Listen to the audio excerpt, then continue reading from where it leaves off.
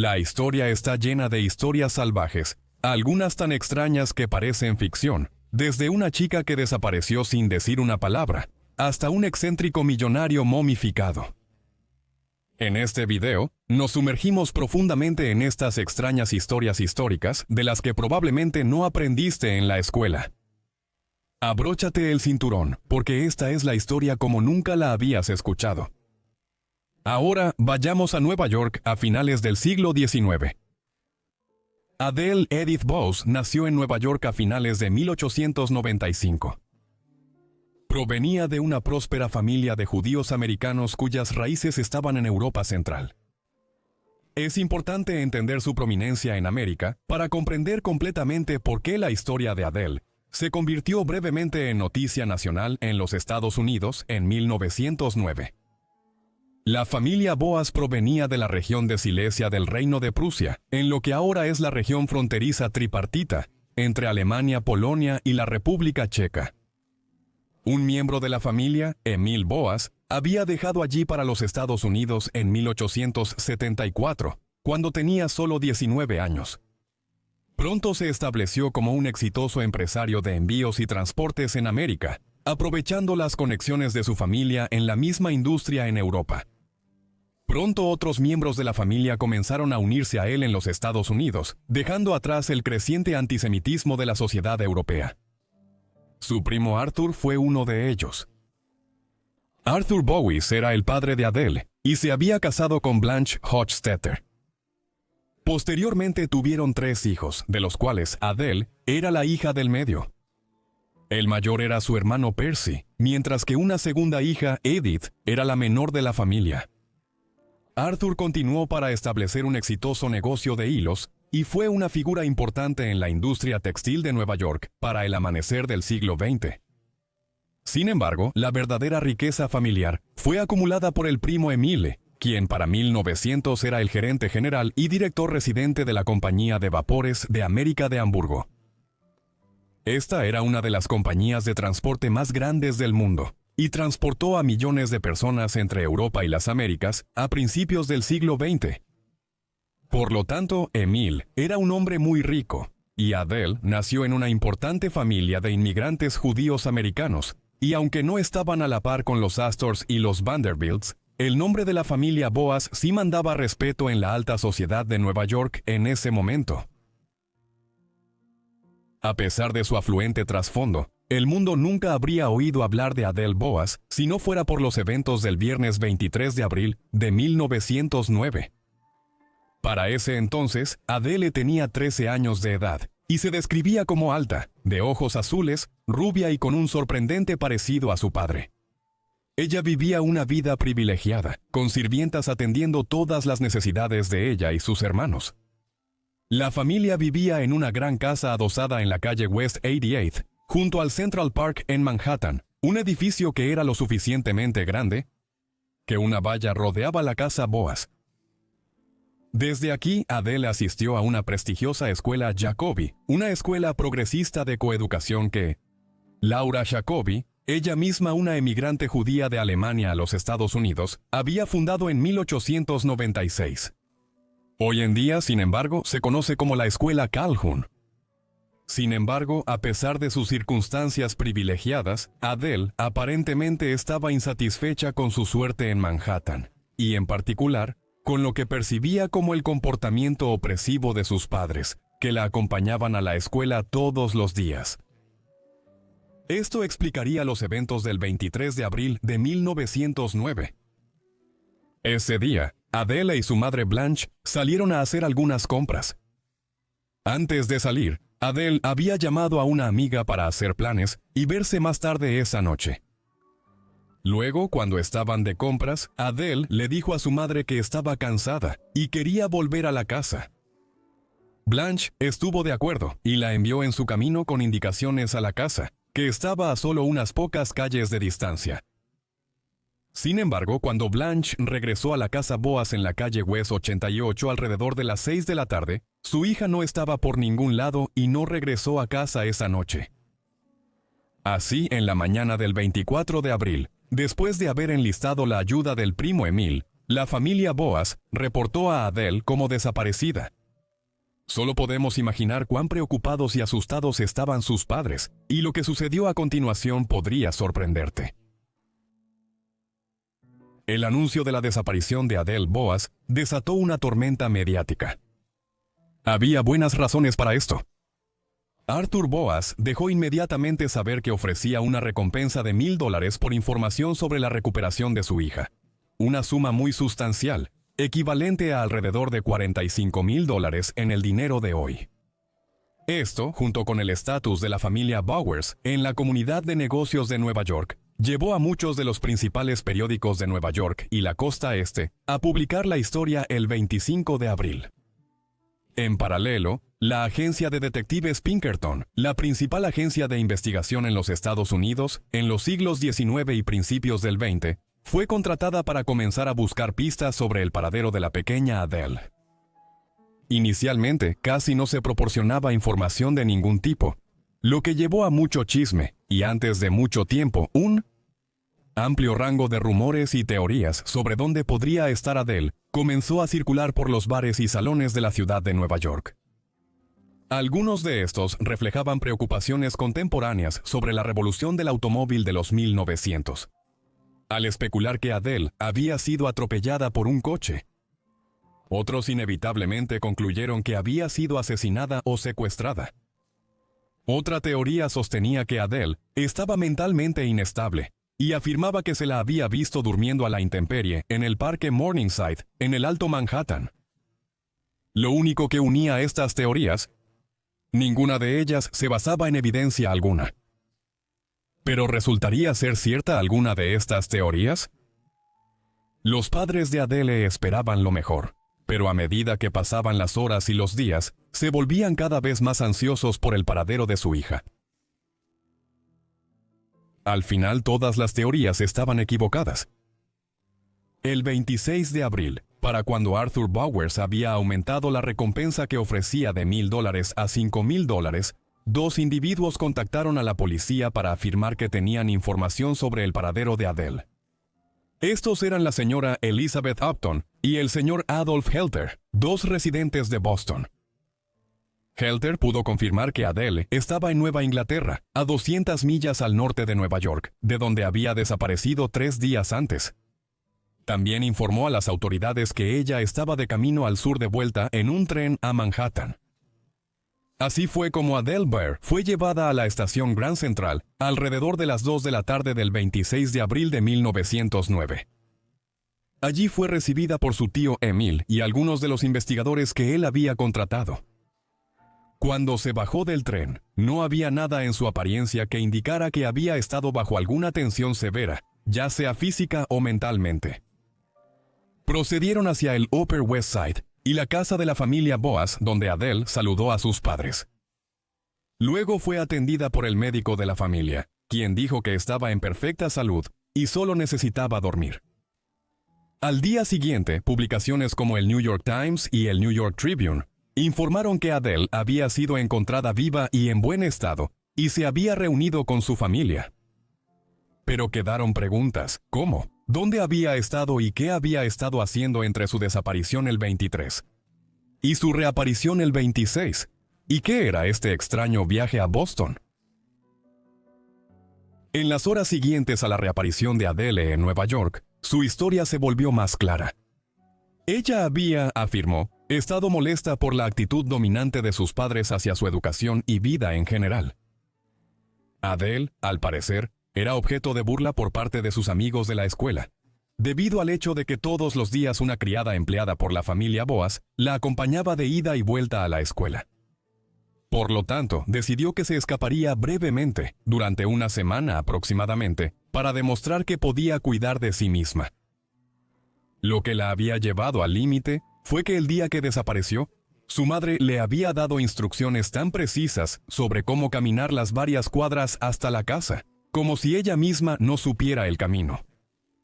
Como resultado, cuando Adele dejó a su madre esa tarde, sí se dirigió a casa, pero solo el tiempo suficiente para recoger sus pequeños ahorros, unos $14 de su habitación.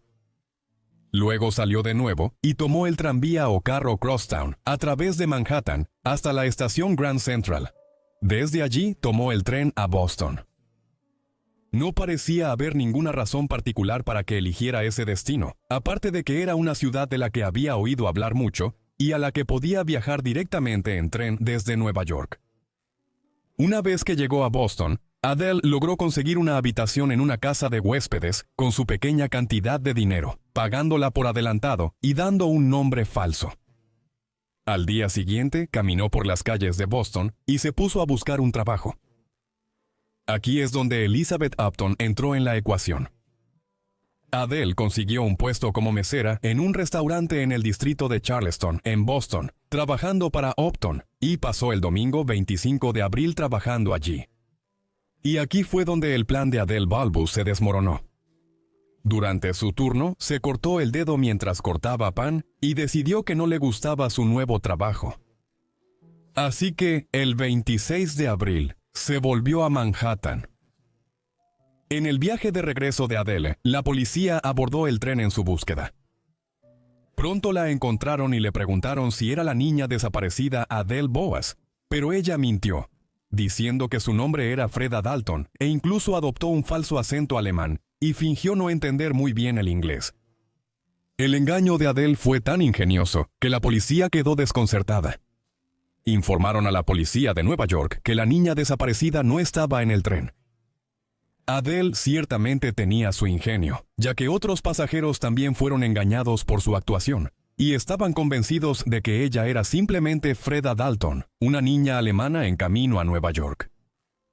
Sin embargo, aproximadamente una hora antes de que su tren llegara a Nueva York, un detective la identificó y después de hablar con ella durante un rato, finalmente logró que admitiera que ella era Adele Boas. Cuando se le preguntó por qué mintió a la policía sobre su identidad, ella declaró, porque no quería ir a la cárcel allí, y además tenía miedo de que si le decía a alguien, podrían obtener la recompensa de $5,000 que Papa estaba ofreciendo por mí. Fue una odisea muy extraña de 3 días al final, de la cual Adele estaba feliz de estar en casa, y solo le quedaba $1. Seguramente recibió un severo castigo por parte de sus padres, a pesar de su alivio conjunto por su regreso a casa. Todo el calvario debe haberles confirmado que ella era de hecho capaz de caminar las pocas cuadras hasta la escuela por las mañanas por sí misma. La historia de Adele Boas se convirtió en una especie de plantilla para una gran cantidad de casos desde entonces, involucrando a mujeres blancas que desaparecen bajo circunstancias misteriosas y el nivel inusualmente alto de atención mediática que generan sus historias.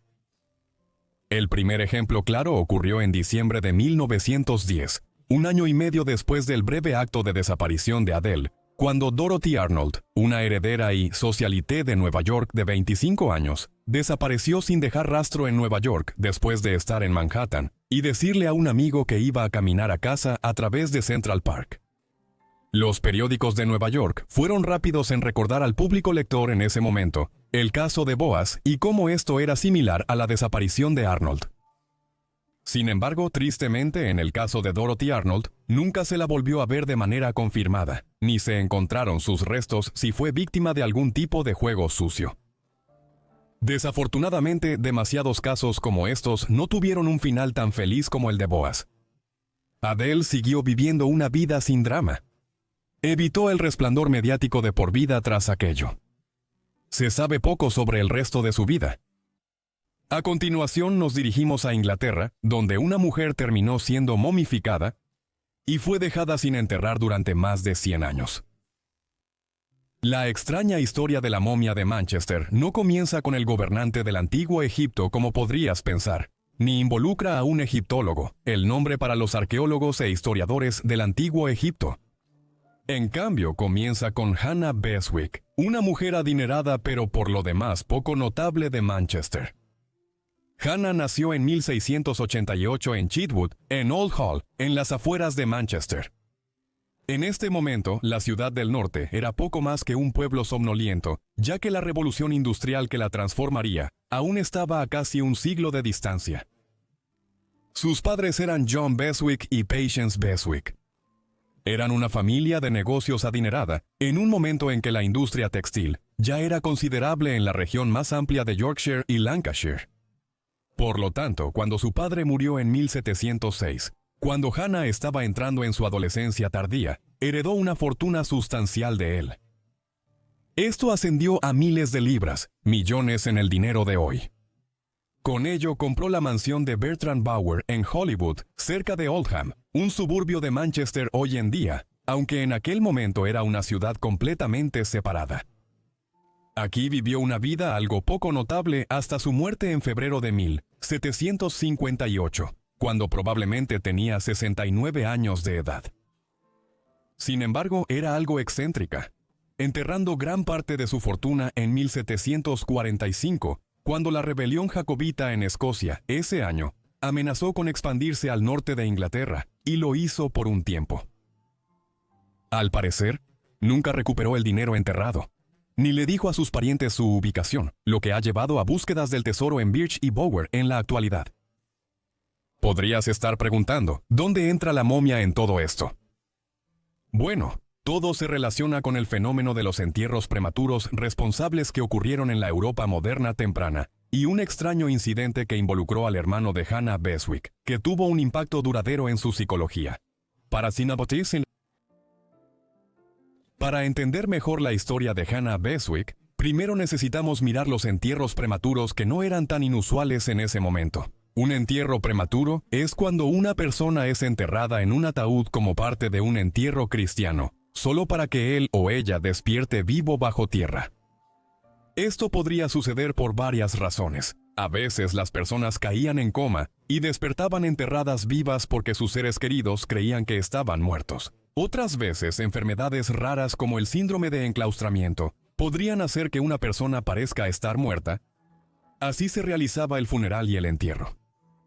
Más comúnmente, quizás eran personas que entraban en un estado completamente catatónico, lo que pudo haber convencido a otros de que habían fallecido. Cualquiera que haya sido la causa, el problema en la época moderna temprana era que la falta de conocimiento medicinal y científico a menudo llevaba a un diagnóstico prematuro de que alguien estaba muerto. Especialmente en áreas rurales, generalmente había muy pocas personas capaces de tomar algún tipo de decisión informada sobre si una persona estaba muerta o no. Incluso un procedimiento como verificar el pulso, uno que parece tan simple que lo damos por sentado hoy, podría no haberse realizado hace cientos de años.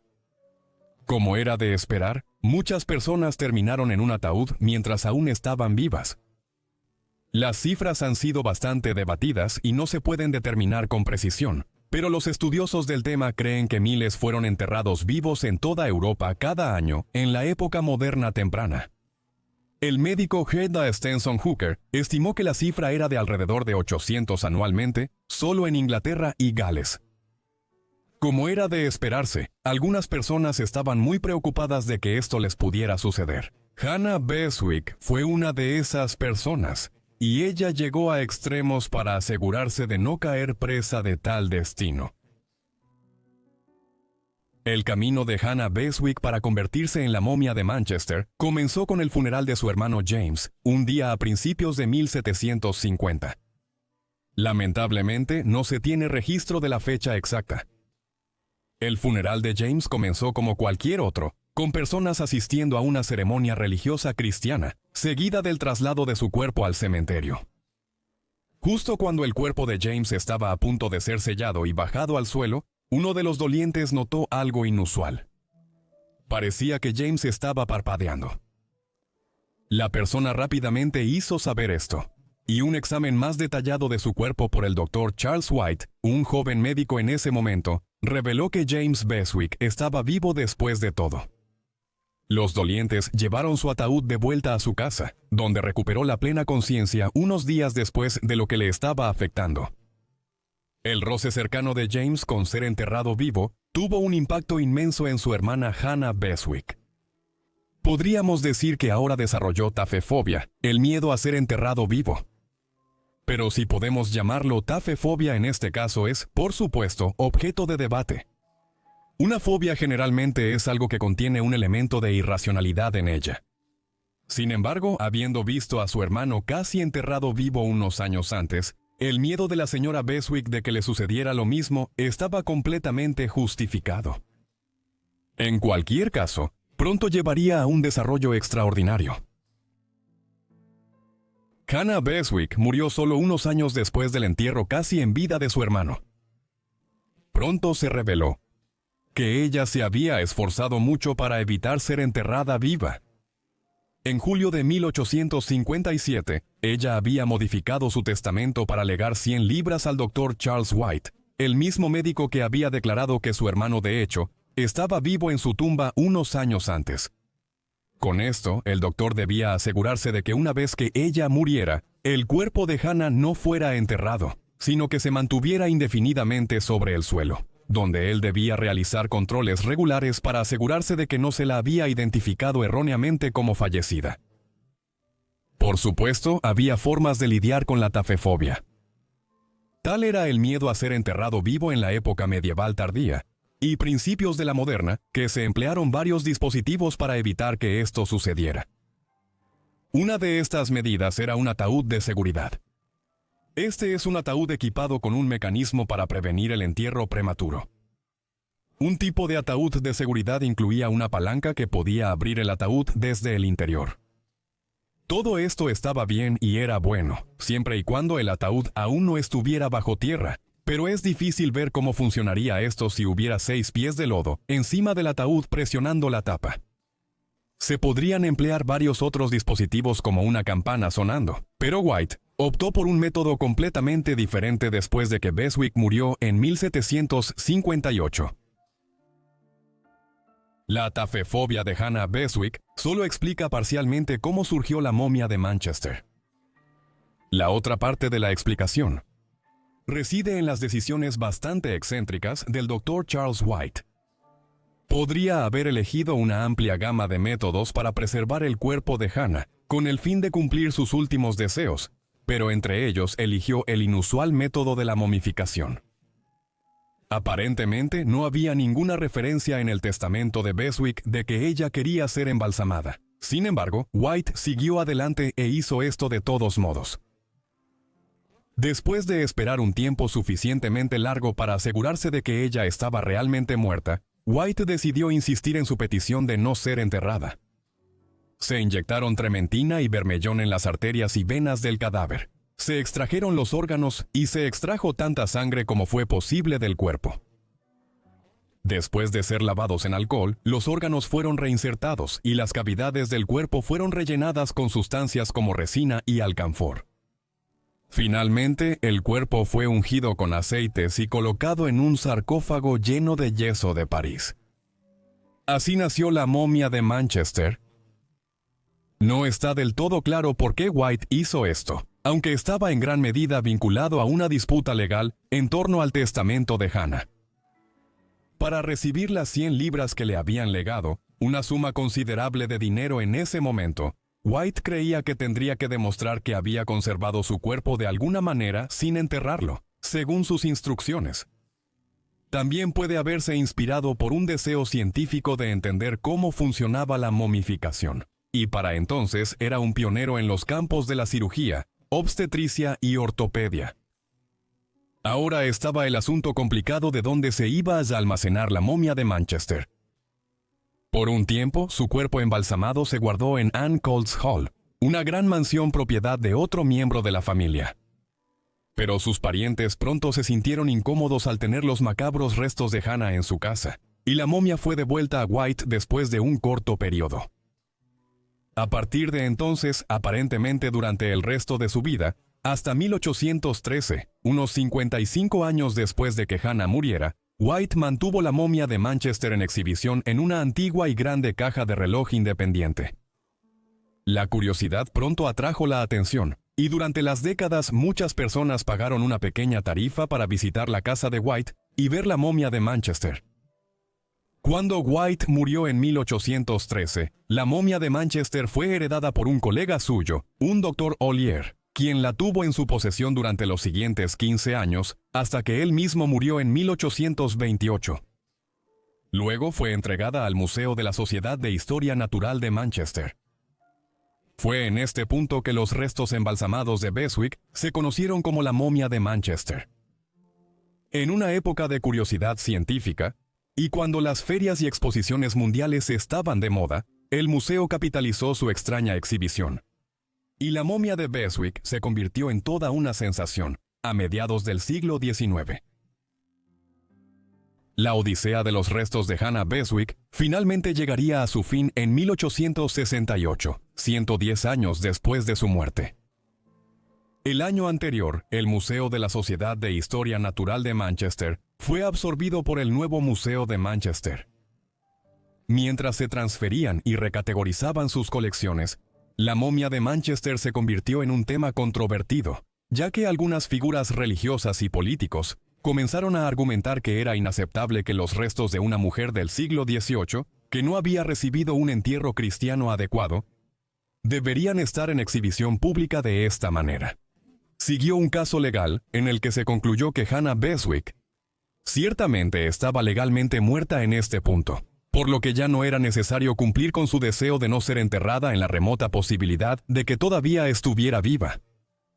Así, el 22 de julio de 1868, Hannah Beswick fue enterrada en el cementerio de Arbor High en Manchester. Casi con toda seguridad no estaba viva cuando fue enterrada. En los años posteriores a su muerte y antes de su entierro, su casa, Birch and Bower, se convirtió en apartamentos. Y varios de los residentes afirmaron haber visto una figura vestida con un vestido de seda negro y una gorra blanca y la describieron como Hannah Beswick. Se deslizaría por su antigua finca y desaparecería en una losa en particular. Bertrand Bower fue finalmente demolido para dar paso a una fábrica, pero aún se informaron avistamientos de su supuesto fantasma. Con la llegada de la ciencia y la medicina modernas, el fenómeno del entierro prematuro o en vida disminuyó considerablemente a finales del siglo XIX y prácticamente desapareció en el siglo XX. Había una mayor conciencia de cómo las personas podían caer temporalmente en comas o sufrir enfermedades que podrían hacerles parecer como si estuvieran realmente muertos durante días o incluso semanas. Lo más importante, los médicos fueron entrenados para verificar los signos vitales de las personas para ver si realmente estaban muertas antes de comenzar el proceso de entierro. Dicho esto, los entierros prematuros aún no son desconocidos. En 2013, surgió un video de un hombre siendo sacado vivo de su propia tumba en Brasil después de que se pensara erróneamente que estaba muerto. Aunque tales casos son raros. En cambio, los entierros prematuros y la tafefobia se han convertido en algo más característico de las películas de terror, como El entierro prematuro, de 1962, y Enterrado vivo de 1990. Incluso apareció en la segunda parte de las películas Kill Bill de Quentin Tarantino. Estos dan fe del miedo que aún puede provocar ser enterrado vivo en una época en la que rara vez ocurre. Solo imagina lo aterrador que debió haber sido cuando cientos o miles de personas eran enterradas vivas cada año. Y llegamos a entender de alguna manera cómo surgió la extraña historia de la momia de Manchester en primer lugar. Los excéntricos se definen como personas que tienen un comportamiento poco convencional y ligeramente extraño, y el sujeto de esta próxima historia encaja perfectamente en esta categoría.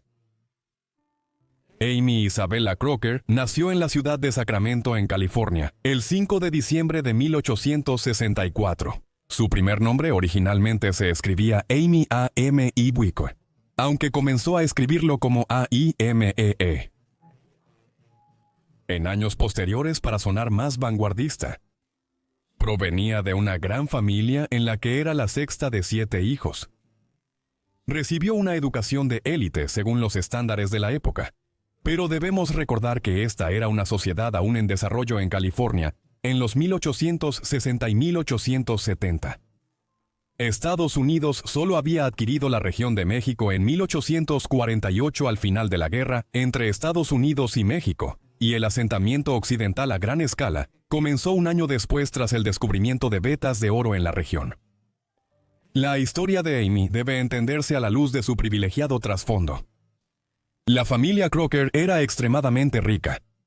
Su padre era Edwin B. Crocker, un destacado abogado y político ocasional de Nueva York, que que trasladó a su familia a Sacramento a mediados de los años 50 del siglo XVIII, poco después de casarse con su segunda esposa, la madre de Amy, Margaret Rhodes. El hermano de Edwin, el tío de Amy, era Charles Crocker, quien posteriormente se convirtió en uno de los llamados 4 grandes inversores que financiaron la creación del primer ferrocarril transcontinental. En los años 1860, se establecieron líneas de ferrocarril desde Iowa en el Medio Oeste hasta San Francisco, conectando así la red ferroviaria de los Estados Unidos desde el Atlántico hasta el Pacífico. Edwin actuó como asesor legal de los 4 grandes en la empresa, y se le dieron acciones, por lo que se convirtió en un hombre extremadamente rico.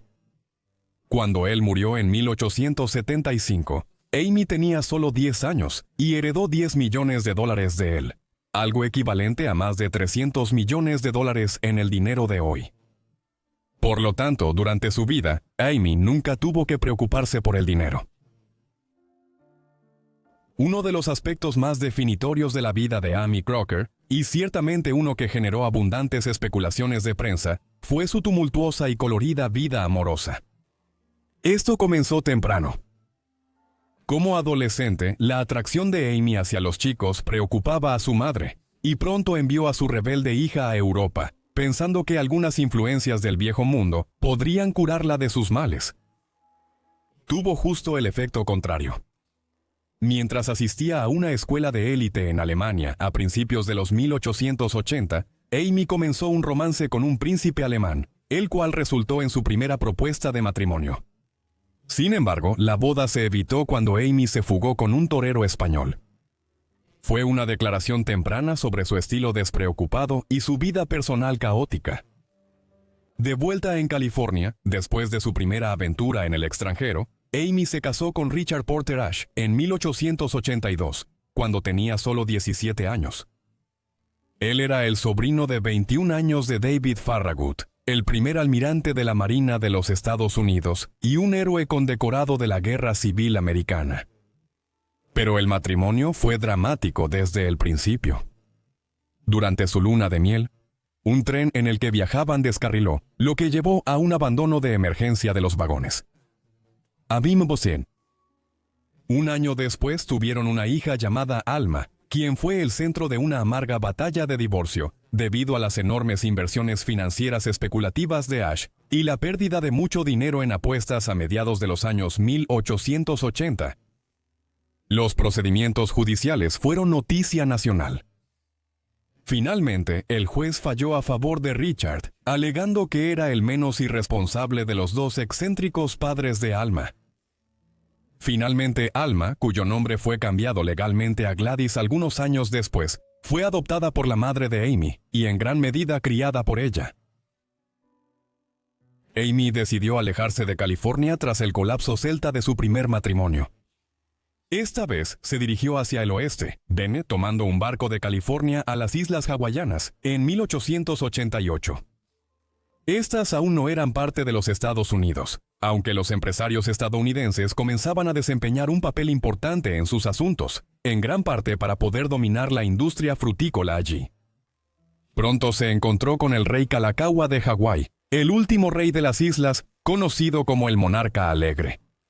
Se conocían desde 1881, cuando Amy, que tenía 16 años en ese momento, conoció al Monarca Alegre durante su visita de estado por Europa.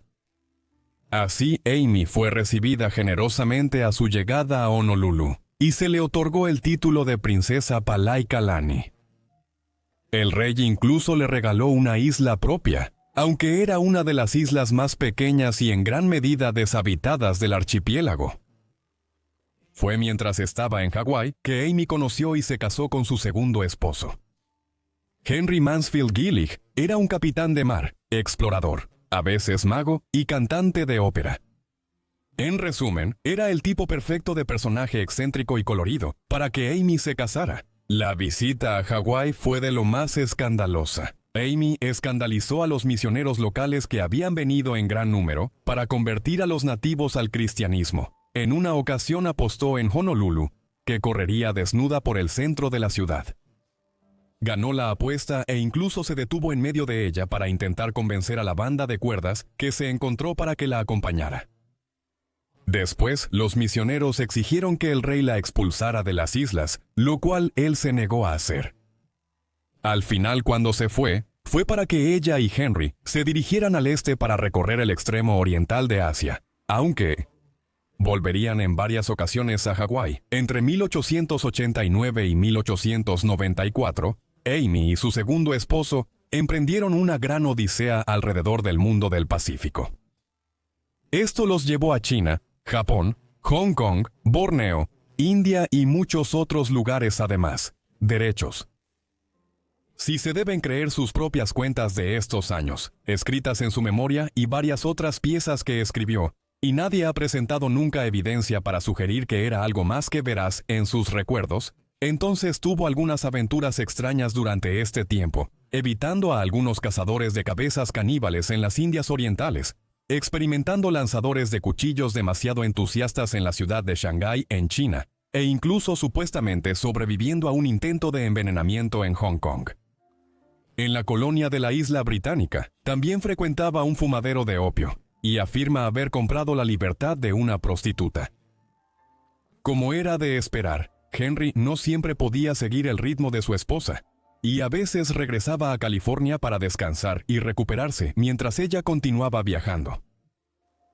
Fue también durante estos años que comenzó a coleccionar artículos exóticos como perlas, gemas, jarrones chinos, estatuas de Buda y mucho más. También se convirtió en una de las primeras mujeres en el mundo occidental en tener una serie de tatuajes, algo que todavía era muy tradicional en algunas partes del mundo a finales del siglo XIX. Amy y Henry se establecieron a mediados de 1790 tras el regreso de ella a California. Se mudaron al este a Nueva York, pero el matrimonio se deterioró y se divorciaron en 1900. Henry había estado bien consciente durante muchos años de la infidelidad serial de Amy, y mientras viajaba en el lejano oriente, con o sin su segundo esposo, tuvo varios romances. De hecho, muchos años después, afirmaría que si no se aplicaran las leyes occidentales y las tradiciones cristianas, en realidad se había casado más de una docena de veces, ya que algunos de aquellos con los que mantuvo relaciones en el lejano oriente en los 1890, teóricamente se habían casado con ella en intercambios polígamos de votos.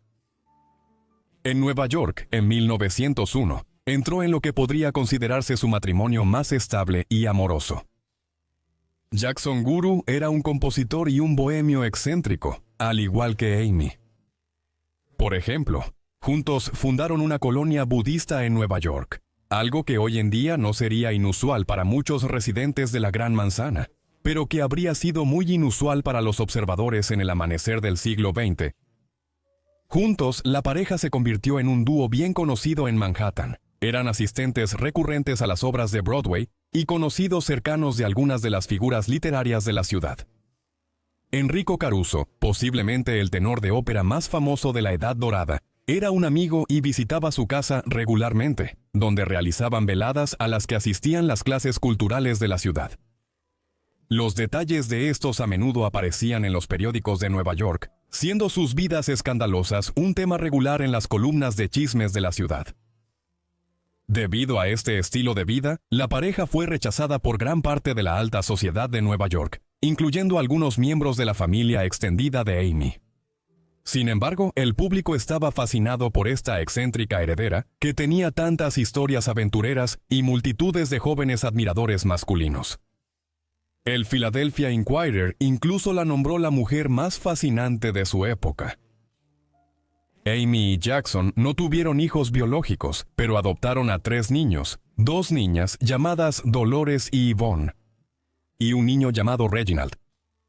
Amy adoptaría por separado a otra hija, Yolanda, años después, mientras también se reconectaba con su hija biológica Gladys.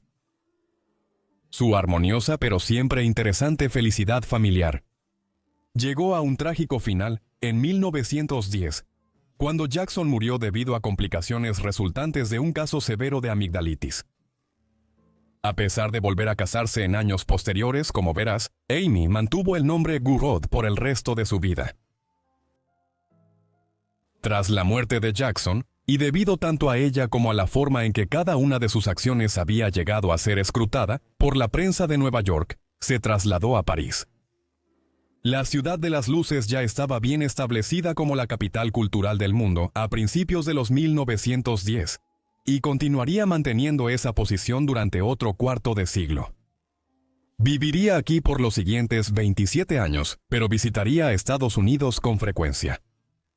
Algunos de sus muchos conocidos en la capital francesa incluyen al pintor Henri Matisse, al escultor Auguste Rodin y al escritor y crítico literario general Jean Cocteau, mientras que sin duda también se cruzó con otros expatriados estadounidenses en París en los años 20, como Ernest Hemingway, Gertrude Stein y F. Scott Fitzgerald. Continuó teniendo una vida amorosa colorida, una que coincidía con la declaración de la prensa de que ella era la reina de Bohemia.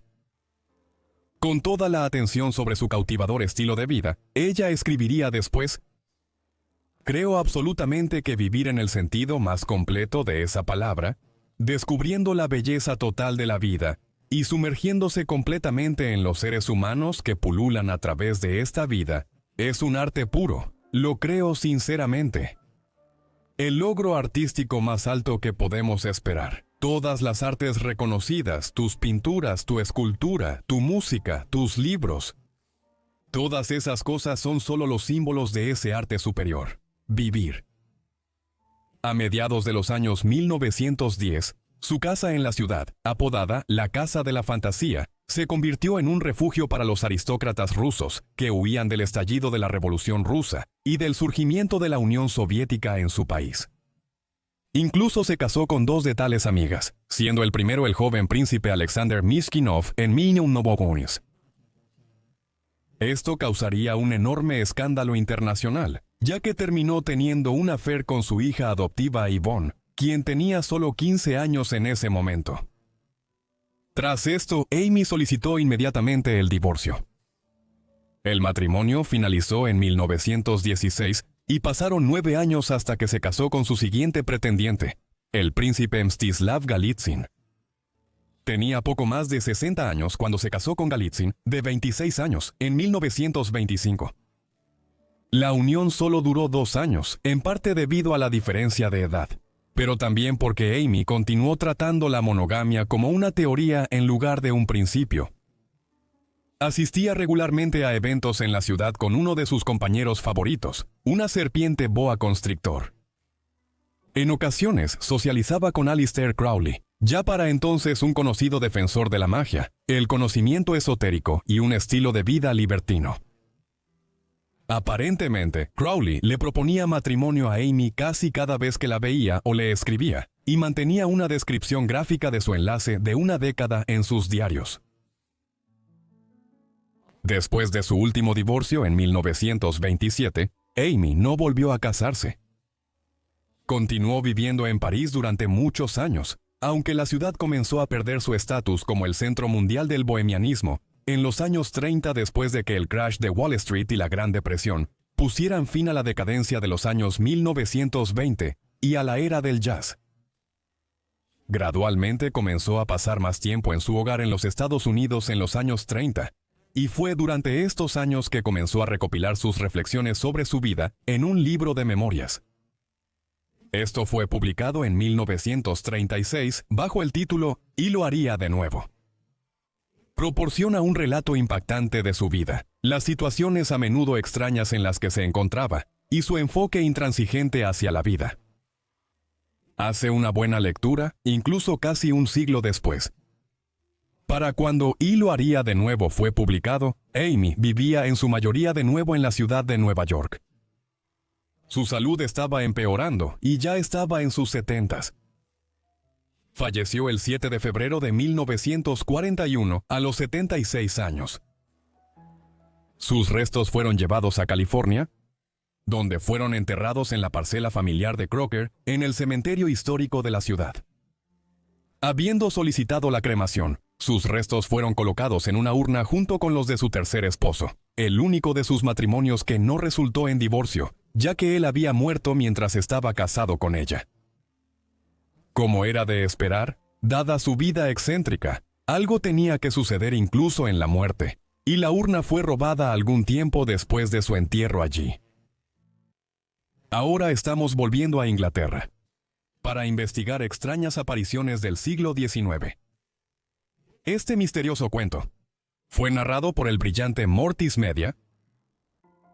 En un día de otoño tardío de 1837, una chica llamada Mary Stevens se dirigía a su trabajo en Lavender Hill, un distrito en lo que entonces eran los límites suroeste de Londres, y que solo unas pocas décadas antes aún había sido parte del campo más allá de la ciudad. Stevens acababa de venir de Battersea, donde había visitado a sus padres. Mientras se abría camino a través de Clapham Common entre Battersea y Lavender Hill, ocurrió un incidente aterrador, ya que una figura extraña, casi demoníaca, salió de un callejón hacia ella. La criatura atacó a Stephens, desgarrando su carne con las garras que tenía en lugar de manos. Stephens informó más tarde que el tacto de la criatura era frío como la piedra. Gritó cuando la atacó y la figura evidentemente se asustó tanto que rápidamente la soltó y huyó.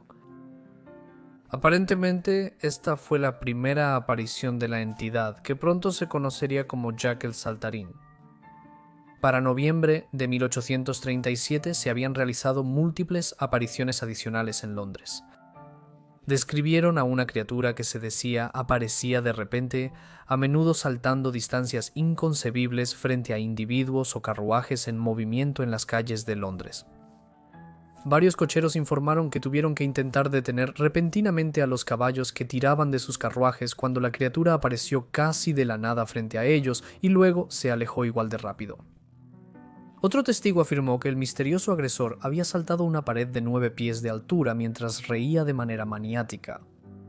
En cuestión de semanas, los informes de esta extraña entidad circulaban ampliamente por todo Londres y muchos se preguntaban quién o qué había atacado a Mary Stevens y a varios otros. Para finales de 1837, la preocupación había crecido hasta tal punto que el alcalde de Londres, Sir John Cowan, publicó una carta en el periódico The Times en los primeros días de 1838, tratando de calmar los miedos sobre los avistamientos. En ella, el alcalde tranquiliza a los ciudadanos de Londres, asegurando que en realidad se trataba de algún individuo que se disfrazaba y visitaba muchos de los pueblos cerca de Londres con 3 disfraces: un fantasma, un oso y un diablo.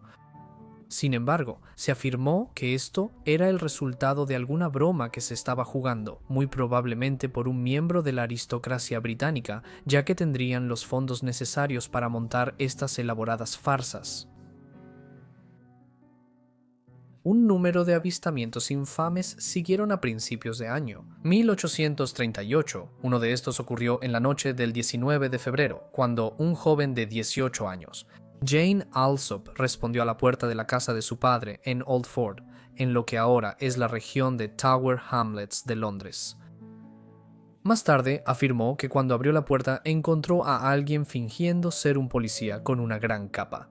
Cuando sacó una vela para obtener algo de luz, fue atacada por la figura, quien afirmó que vomitaba llamas azules y blancas de su boca, y luego intentó desgarrar su cuello y brazos con manos que parecían garras.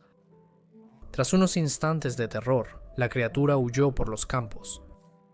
Siguió una investigación policial, pero fue inconclusa. Un vecino informó haber visto a un joven con una capa grande cerca alrededor del momento del ataque, pero el único sospechoso era un carpintero local llamado Milbank, cuya coartada era que estaba tan borracho la noche en cuestión que no podía recordar dónde había estado o qué había estado haciendo. Aparentemente, Milbank había afirmado durante una visita al pub en ese momento que él era Spring-Heeled Jack, pero la policía finalmente concluyó que solo era un borracho parlanchín. En cualquier caso, el caso de Alsop podría haber sido completamente inventado, ya que ella fue la única víctima que afirmó que Jack realmente le había hablado antes de atacarla. Quizás ella estaba buscando atención. Se informaron decenas de ataques en las semanas siguientes desde Londres y la región circundante. Por ejemplo, el último día de febrero de 1838, Lucy Scales, quien al igual que Alsop tenía 18 años, fue atacada en un callejón en el distrito de Limehouse de la ciudad. Afirmó que Jack también le había soplado fuego azul y que la experiencia la había dejado histérica.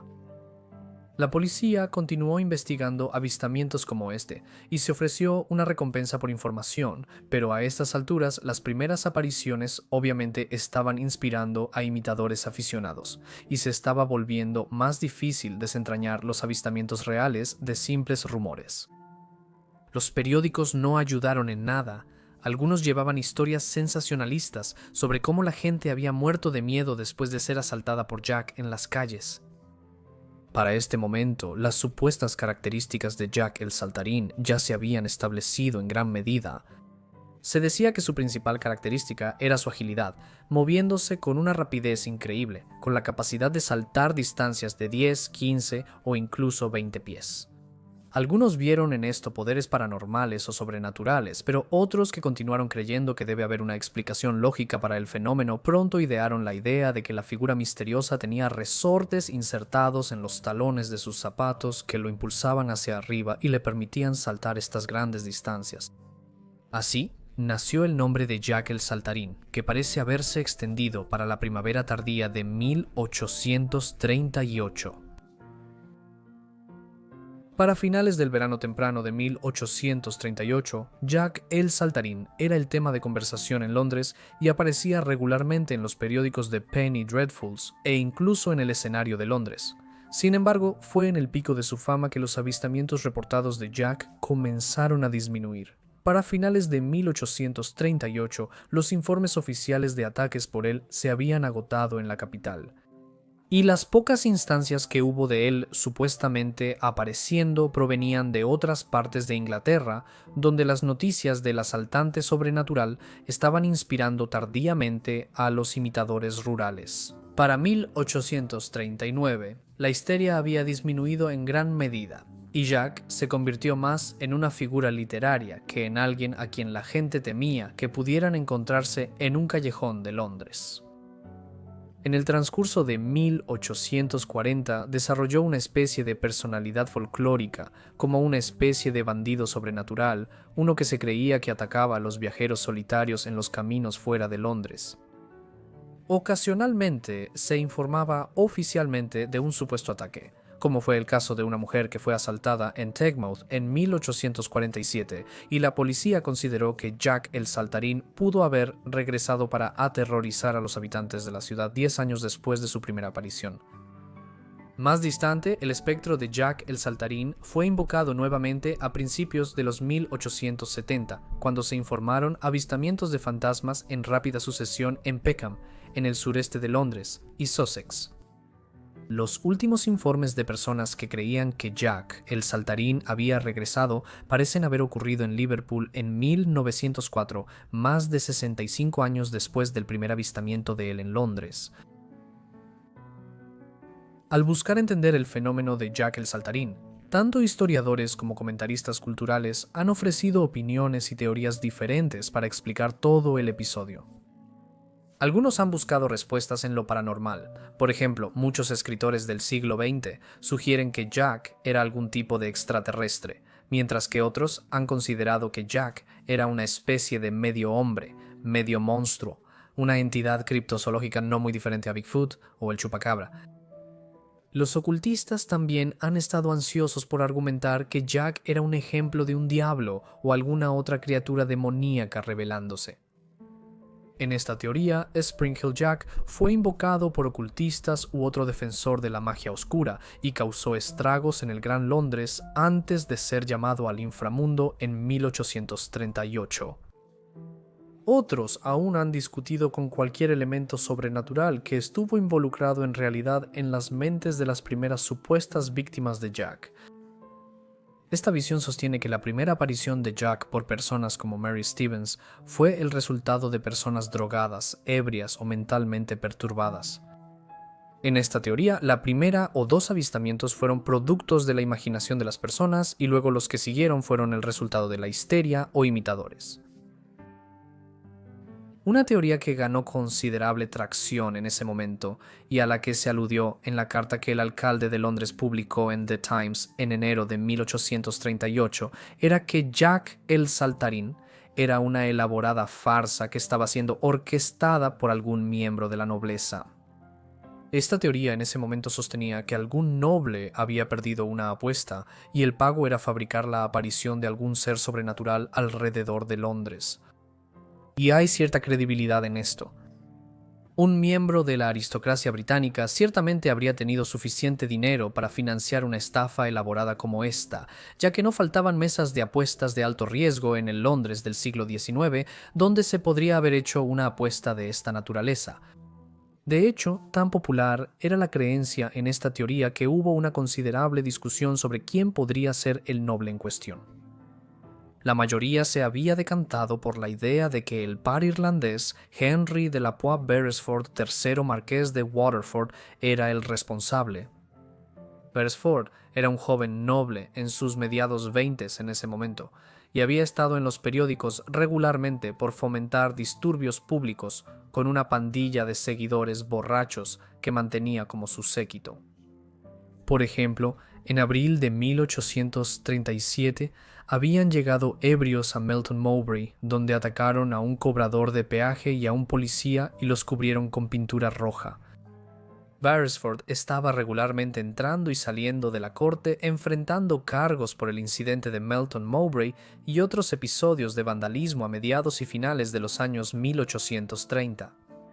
Consecuentemente, muchas personas en ese tiempo formaron la opinión de que él había financiado a alguien que sabía cómo respirar fuego y vestirse, y tenía algún tipo de bota de resorte que le daba la apariencia adicional de alguien que podía saltar y brincar distancias anormales. No es del todo implausible, pero es una que no se puede probar más allá de una duda razonable. Sin embargo, la historia de Spring Hill Jack también podría ser un ejemplo de la navaja de Occam. La teoría es que la explicación más sencilla para algo es la más probable. En este caso, la explicación más probable es que una sociedad propensa a creer en leyendas sobre monstruos góticos y lo sobrenatural estaba preparada para exagerar completamente una leyenda popular que se desarrolló en 1837. En el siglo XIX abundaban los cuentos de lo sobrenatural y el horror gótico. Había informes regulares de avistamientos de fantasmas y otras entidades en la ciudad de Londres desde 1800 en adelante. Para cuando Spring Hill Jacks comenzó a aparecer de repente en London Tales of the Supernatural, las historias de horror y de monstruos se estaban publicando y encontrando grandes audiencias en toda Inglaterra en forma de Penny Dreadful, publicaciones baratas de ficción pulp. Este también fue el siglo de los cuentos de horror gótico de Edgar Allan Poe, el Frankenstein de Mary Shelley y el Drácula de Bram Stoker. En este ambiente, es bastante plausible que la historia de Spring Hill Jack se basara en algún suceso inusual e inexplicable a finales de 1837, y la mayoría de lo que siguió después se debió a que las personas dejaban que su imaginación se apoderara de ellas en un momento en que ya estaban predispuestas a creer en lo sobrenatural y en personajes sacados directamente de los Penny Dreadfuls. Como señaló William de Ockham, la explicación más obvia es la más probable. Espero que hayas disfrutado la narración del cuento anterior, porque para nuestra historia final nos vamos a los Estados Unidos y nos quedamos a bordo con Mort. Alrededor del año 1857 se vio a un vagabundo misterioso viajando por los estados de Nueva York y Connecticut. Para cuando la Guerra Civil Americana llegó en 1861, se notó que se mantuvo en el mismo circuito entre el río Connecticut y el río Hudson. Debido a las dificultades de la época, muchas personas no tenían trabajo, no tenían comida y no tenían un techo sobre su cabeza. Sin embargo, a pesar de esto, el misterioso hombre siguió viviendo y pronto se convertiría en una figura mítica que caminaba por varias ciudades que se encontraban en su ruta. Durante el siglo XIX, vagabundos errantes no eran algo desconocido. Los locales conocían a aquellos que vivían cerca de su pueblo, y si se quedaban cerca, sus historias pronto se conocerían. Sin embargo, este hombre era diferente y mucho más misterioso que cualquier otro vagabundo. Siempre que alguien intentaba acercarse a él o conocer su historia, él se volvía aún más distante. Se decía que cuando los lugareños le preguntaban sobre su pasado, él terminaba abruptamente la conversación y se iba. Se le describía como un hombre de aspecto inofensivo con una figura silenciosa y lenta. Sin embargo, debido a su aspecto muy peculiar, aparentemente los caballos nerviosos se detenían y no se movían hasta que él pasaba. No se sabía nada de este hombre, excepto que seguía la misma ruta larga año tras año. El largo circuito que seguía le llevaba alrededor de 34 días. Lo repetía una y otra vez, pasando por los mismos pueblos en el oeste de Connecticut y el este de Nueva York cada año, y caminaba un total de 365 millas. Algunas de las ciudades por las que pasaba incluían Brewster, Terryville, Greenwich, Somers, Hamden y Wilton, entre muchas otras. Mientras seguía su ruta, el misterioso hombre siempre iba vestido de cuero. Se dice que su singular traje de cuero pesaba alrededor de 60 libras. Debido a su ropa, que incluía un sombrero, bufanda, zapatos y otras prendas, todas hechas de cuero hecho a mano, se le conoció como el viejo hombre de cuero. Durante los años que el hombre de cuero pasó vagando, vivió en cuevas y refugios de roca, pasando la mayor parte de su tiempo en la naturaleza, solo parando en las ciudades para comida y suministros cada 5 semanas. Estas cuevas del hombre de cuero, como se conocían, se utilizaban para almacenar comida y otros bienes. Tras la muerte del hombre de cuero, se convirtieron en puntos de interés en la zona y hasta el día de hoy lo siguen siendo. El 7 de abril de 1870 se publicó un artículo sobre este misterioso hombre. Lo llamaron el hombre vestido de cuero e intentaron revelar la poca información que se conocía sobre él. En el artículo mencionaron que era muy reservado. Se dice que cuando se comunicaba solo usaba palabras de una sílaba, así como gruñidos y gestos como señalar su boca pidiendo comida. Se notó que su inglés era quebrado, sin embargo, los rumores afirmaban que ocasionalmente decía alguna frase en francés. Esto hizo que muchos creyeran que este era su idioma nativo. No se sabe exactamente de qué vivía. Se cree que tenía dinero, lo cual es raro, ya que lo rechazaba de otros, pero de alguna manera logró comprar recursos básicos.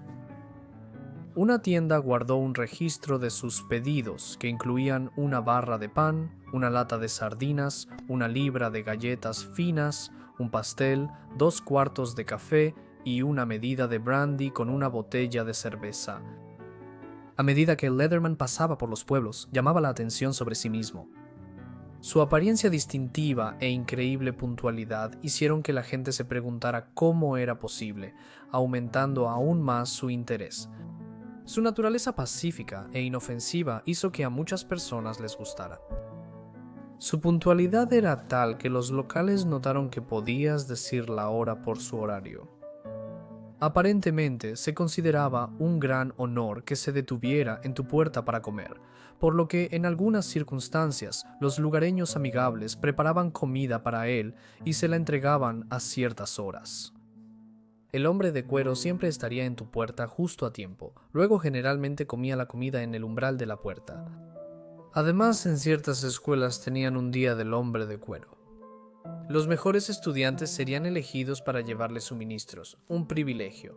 En 1979, el estado de Connecticut aprobó una ley de vagabundos. Esto le dio a la policía la capacidad de arrestar y encarcelar a los vagabundos. No obstante, esta ley no parecía aplicarse al hombre de cuero. De hecho, alrededor de Connecticut, 10 ciudades que estaban en su ruta decidieron eximirlo de la nueva ley estatal implementada. Con el paso del tiempo surgieron historias sobre su vida. Una de estas afirmaba que el viejo hombre de cuero había sido falsamente acusado de un crimen en alguna tierra lejana. Para evitar el encarcelamiento, huyó a los Estados Unidos mientras la mujer que amaba intentaba limpiar su nombre. Algunos teorizaron que tenía una esposa devota que había fallecido repentinamente, lo cual afectó gravemente su equilibrio mental. Otras teorías mencionaban que él era Jules Bellay y comenzaron a llamarlo así.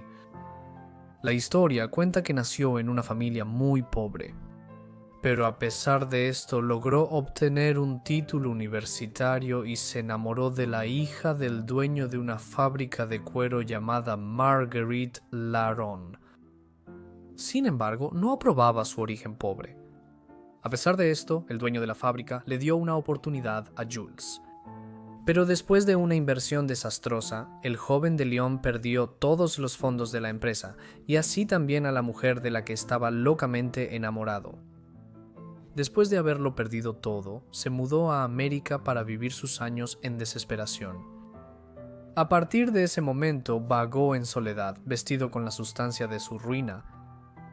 Este fascinante cuento, en realidad era totalmente falso. No obstante, aún hoy sigue sin contarse. Durante los años, el hombre de cuero sobrevivió a temperaturas bajo cero, fuertes vientos, nieve pesada e incluso a la gran ventisca de 1888.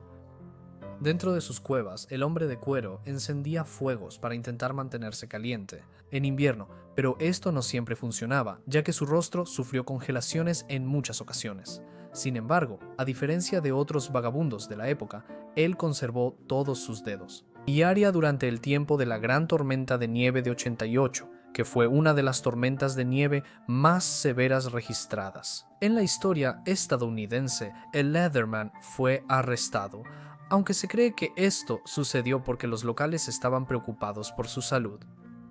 Durante la tormenta de nieve, el viejo Leatherman fue hallado casi congelado en una de sus cuevas. Después de esto fue tratado en un hospital y revivió. Un diagnóstico indicó que estaba cuerdo excepto por una aflicción emocional. Como tenía dinero y deseaba ser liberado, fue liberado y continuó viviendo como lo había hecho durante años. El hombre de cuero fue encontrado muerto el 24 de marzo de 1889 en uno de sus refugios habituales llamado la Cueva del Bosque del Aserradero, cerca de Ossining, Nueva York. La causa de su muerte fue debatida. Algunas cuentas mencionan que fue debido a un cáncer de boca por su extenso uso de tabaco. Otros afirman que fue debido a una extraña lesión en la cabeza.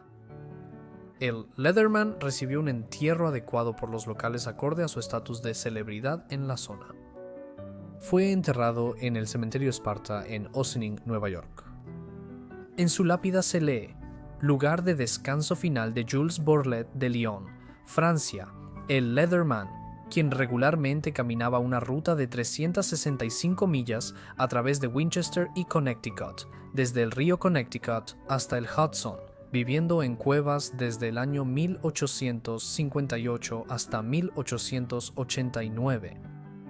Sin embargo, esto no era cierto.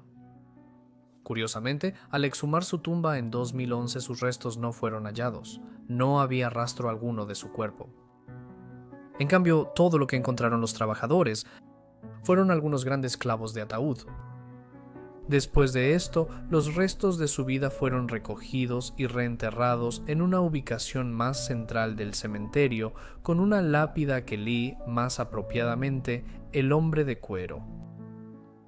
Se confirmaron muy pocas cosas sobre él, lo que lo convierte en un verdadero hombre de misterio. Cuando se encontró su cadáver, entre sus posesiones había un libro de oraciones en francés. Esto, así como su calzado al estilo francés, y el hecho de que rechazaba la carne los viernes, nos permite especular que era católico romano-francés. Pero más allá de eso se conoce poco. Es probable que nunca descubramos realmente quién era el misterioso hombre de cuero. Su vida desconocida y sus orígenes dan más credibilidad a su leyenda en vida y después en muerte. Es por esto que era tan conocido por los locales y sigue siendo relevante hasta el día de hoy. Gracias por ver este video sobre cuentos extraños y bizarros. Espero que les haya parecido interesante. Comenten qué opinan de las historias. Si tienen sugerencias, también déjenlas en los comentarios. Ojalá estén suscritos y con notificaciones activadas para recibir mis videos apenas se suban. Eso es todo por mi parte. Nos vemos en la próxima vida olvidada. Gracias.